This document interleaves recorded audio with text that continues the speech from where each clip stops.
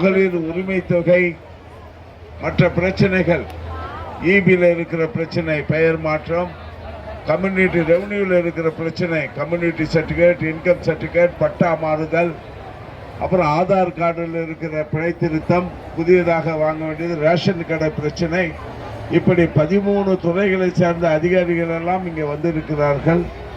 எதுவாக இருந்தாலும் ரோடு போட வேண்டும் என்றாலும் கூட தண்ணீர், எங்கள் தண்ணீர் ஒழுங்காக வரலன்னா கூட நீங்கள் அதை மனுவாக கொடுத்து பதிவு செய்யணும். பதிவு செய்தால் தான் உங்களுடைய பிரச்சனைகள் அரசாங்கத்தினுடைய கவனத்துக்கு போகும். ஆகவே எந்த பிரச்சனையாக இருந்தாலும் தயவுசெய்து பதிவு செய்ய வேண்டும். பதிவு செய்யாமல் இந்த இடத்தை விட்டு நகராதீங்க.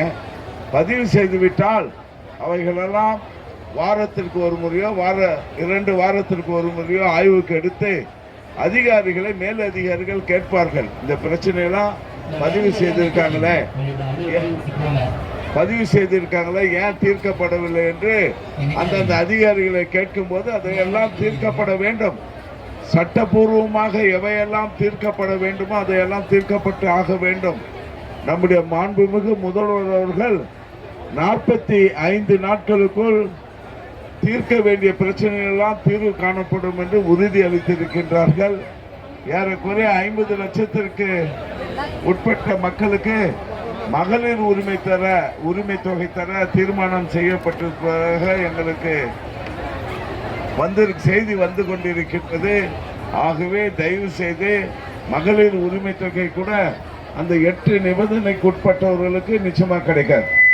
அந்த நிபந்தனை தாண்டி உள்ளவர்களுக்கு, ஏழை எளிய மக்களுக்கு நிச்சயமா மகளிர் உரிமை தொகை நிச்சயமா கிடைக்கும். ஆகவே அவைகள் எல்லாம் பொறுமையாக இருந்து உங்கள் பிரச்சனைகளை எல்லாம் நீங்கள் பதிவு செய்ய வேண்டும் என்று கேட்டுக்கொள்கின்றேன். நீங்கள் எல்லாம் அமைதியாக வரிசையில் நின்று உங்கள் குறைகளை பதிவு செய்வதை பார்க்கும்போது எங்களுக்கு மகிழ்ச்சி அளிக்கின்றது.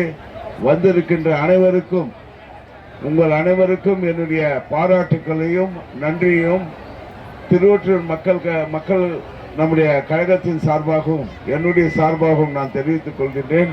நன்றி, வணக்கம்.